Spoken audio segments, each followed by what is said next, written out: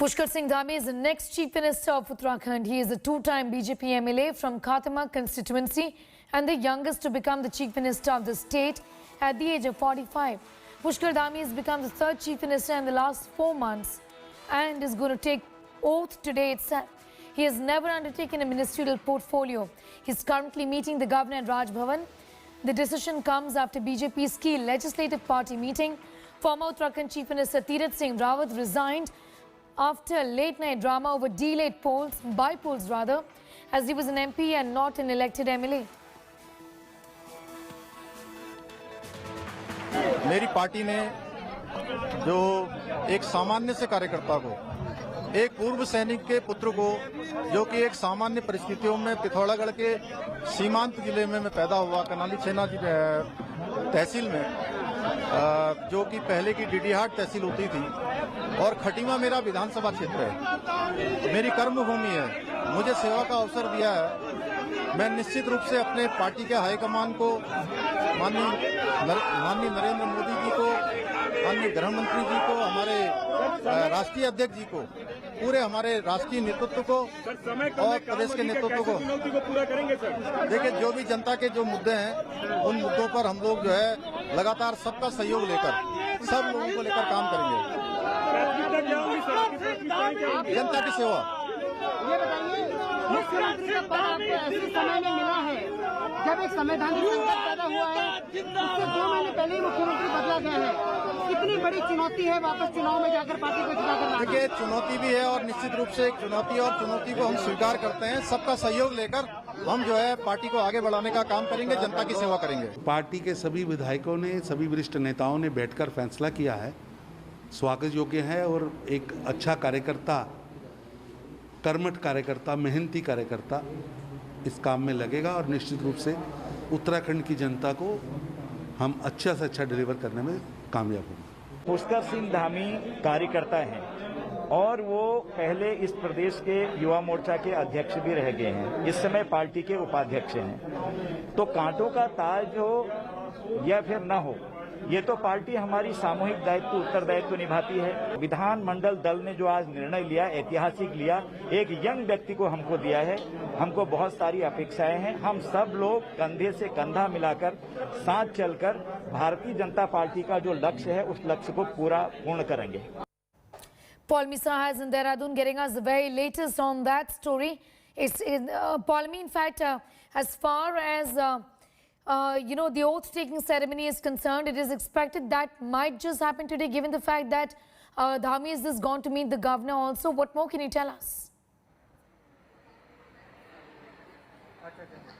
Sneha, there is no confirmation yet on the oath-taking ceremony. It's possible that it could happen at a later date as well, possibly tomorrow as well. We're waiting for an official confirmation. That confirmation will come from Raj Bhavan itself, because, of course, the governor will accept, Pushkar Singh Dhami's candidature as, of course, the chief minister. He has been, of course, elected the leader of the legislative party of the Bharatiya Janata Party, which has 57 MLAs in the legislative assembly. He will stake claim to form government under his leadership, and then of course he and his council of ministers will be invited by the governor to be sworn in again.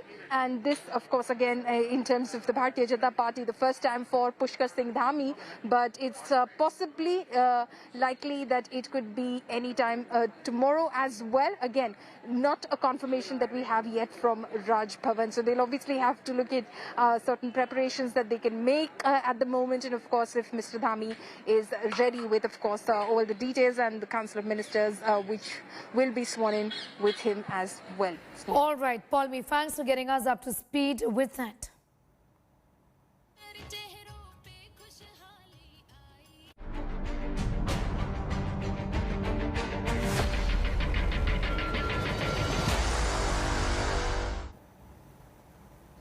Well, Bengal opposition leader Suvendu Adhikari's meeting with Solicitor General Tushar Mehta in New Delhi on Thursday had its political reverberations back in Kolkata.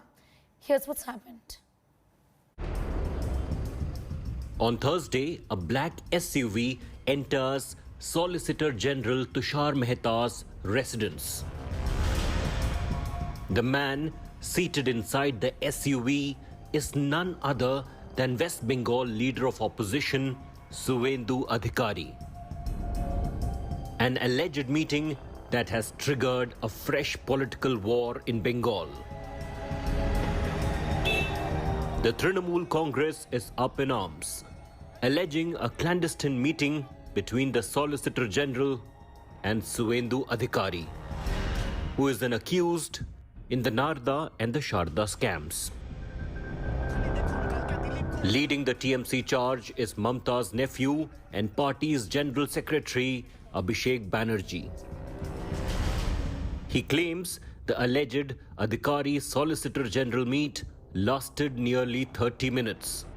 The Bengal leader of opposition refused to comment. आपने तुषार मेहता से भी मुलाकात की है, जो solicitor general. नहीं, मैं इसमें कोई टिप्पणी नहीं करूँ। So these are the mind games. The controversy has snowballed with TMC MPs Derek O'Brien, Mahua Moitra, and Sukhendu Shekhar Roy urging Prime Minister Narendra Modi to remove Tushar Mehta. In the letter, the TMC has alleged that the meeting amounts to conflict of interest and is nothing but an attempt to influence the outcome of investigation in the Narda probe. Facing flack from the TMC, Solicitor General Mehta, who is also the CBI lawyer in the Narda case, maintained that Suvendu had visited his house, but the meeting did not take place. Even though both Suvendu Adhikari and the Solicitor General have denied any meeting took place, the TMC is in no mood to give them a long rope. The political fireworks in Bengal are set to intensify further. With Surya Agni Roy in Kolkata, Bureau Report, India Today.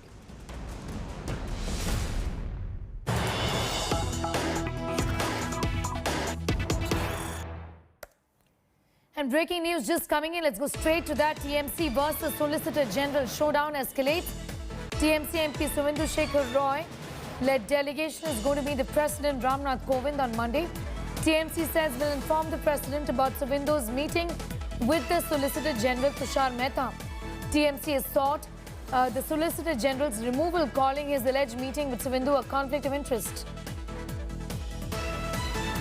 Well, this is a meeting that took place and the TMC has obviously sensed an opportunity, though there is an attempt by the Solicitor General to play down this meeting with Suvendu Adhikari. Why was this meeting held?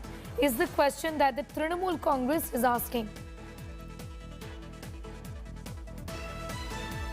TMC's delegation is going to be meeting the President on Monday and also register a protest.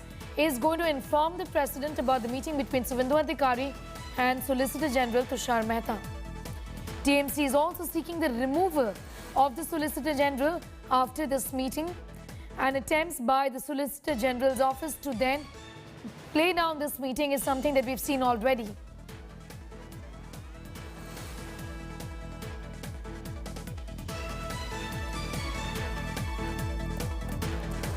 What we're learning is that the delegation of the Trinamool Congress is going to be meeting the President on Monday to register a protest, asking why did Suvendu Adhikari meet with the Solicitor General. The visit was inappropriate is what the TMC is saying, seeking a removal of Solicitor General Tushar Mehta. Remember, this comes at a time because Tushar Mehta has represented the CBI in some of the cases, so the questions are being raised as to why the Bengal leader is meeting the Solicitor General. Surya Agni is getting asked more details. Surya Agni, even this protest by the TMC comes at a time really when there is lack of clarity, because Tushar Mehta did say that this meeting really never happened, isn't it? Well, absolutely, Sneha. And, the Trinamool delegation of the Trinamool Congress, that is MP from Rajya Sabha, Sukhendu Shekhar Roy, and Mahua Moitra, Lok Sabha MP, both of them will meet the president, that is Ramnath Kovind, on Monday at 12:30 in Delhi, and they will brief him on this entire situation. And this, as you rightly mentioned, that Solicitor General has completely come up with his own version, which matches with that of Shubhendu Adhikari, that Shubhendu was at his residence, but they did not meet in person. This is something that the Trinamool Congress is really, taking a dig at. We spoke to Trinamool MP Shukhendu Shekhar Roy, who will be meeting the president himself. He stated that is it so easy for any accused in any particular criminal case to just get into the house of the Solicitor General without any appointment? The reason why he mentions that that a person with any criminal allegations or not is simply because Shubhendu Adhikari is an accused in not only the Narada sting tapes, but also in the Sarada financial scam, which is being probed by the CBI. So the Trinamool time and again from day one has stated that any kind of a meeting between the Solicitor General and Adhikari would influence the result of this particular case, these two cases rather, the Narada and the Sarada cases. And that is the reason why they had written to the Prime Minister. Now they'll visit the President on Monday. But however, as you rightly mentioned, that both Solicitor General and Shubhendu Adhikari have maintained that they did not meet each other. Back to you, Sneha. All right, Suryagni, thanks for getting us those details. Shifting focus, the Congress party has targeted the Modi government over the Rafale deal once again. The party has demanded a joint parliamentary committee investigation into the deal after the judicial probe over alleged corruption was ordered in France. The probe was ordered based on a series of investigative reports by French publication Mediapart and a complaint filed by a local NGO there, by a local NGO Sherpa. In fact, Congress spokesperson Randeep Singh Surjewala has said facts clearly call for a thorough joint parliamentary committee probe into the purchase of 36 Rafale jets. The party says that Supreme Court, which previously had given a clean chit to the centre, is now not competent enough to probe the Rafale deal. The BJP, meanwhile, is hit back at the Congress, accusing it of spreading lies over the Rafale deal. In light of what has happened today, the latest revelations, everything becomes even more scandalous. The facts now clearly tell and call for a thorough JPC probe into Rafale scam. Will the Prime Minister, like the French now, answer to the nation? किस प्रकार से झूठ फैलाना है, किस प्रकार से भ्रम फैलाना है, इसका पर्यायवाची शब्द आज कांग्रेस बन चुका है। आज पुनः राफेल को लेकर जिस प्रकार कांग्रेस पार्टी ने झूठ बोला है, जिस प्रकार से एक भ्रम फैलाने की कोशिश की है, वो हम सब ने देखा है। सोवरेन कंट्री में अगर कोई भी एनजीओ किसी चार्ज को लेकर कंप्लेंट करती है, आगे बढ़ती है, और वहाँ की जो इन्वेस्टिगेटिव फाइनेंशियल प्रोसिक्यूशन की बॉडी है, उन्होंने एक मैजिस्ट्रेट अपॉइंट किया है, तो इसको एक करप्शन के रूप में देखने की आवश्यकता है, ये हमें नहीं लगता है। Well, Punjab is reeling under acute electricity shortage, and now it has become the hotbed for politics ahead of the elections in the state. Hundreds of Aam Aadmi Party workers staged protests in front of Chief Minister Captain Amrinder Singh's house over electricity shortage. Aam Aadmi Party MP Bhagwat Mann led the massive protest. He was later detained by the Mohali police from the protest site. Police used water cannons to disperse the crowds who were protesting near the Chief Minister's farmhouse. Meanwhile, heavy security was deployed near the Punjab Chief Minister's house ahead of the protest. This comes at a time when the Aam Aadmi Party's national convener Arvind Kejriwal has promised free electricity up to 300 units and round-the-clock power supply if AAP wins the assembly elections next year. Well, Punjab is facing severe power crisis and amidst the growing rage over electricity menace in the state, Congress Neta Navjot Singh Sidhu's long-pending electricity bill has put him in a tight spot.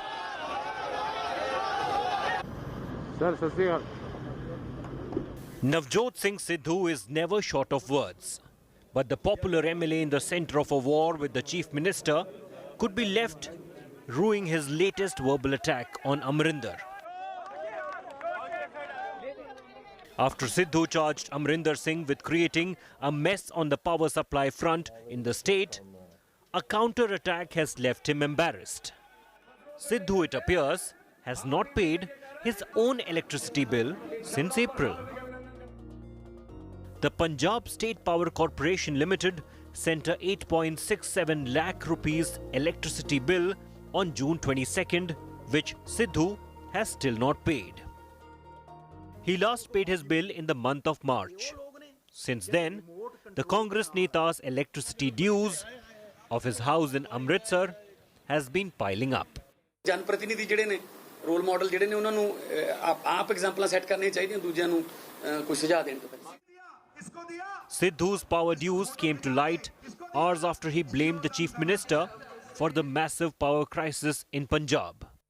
Sidhu is yet to throw light on how he has piled up such a huge bill and why was he not paying up.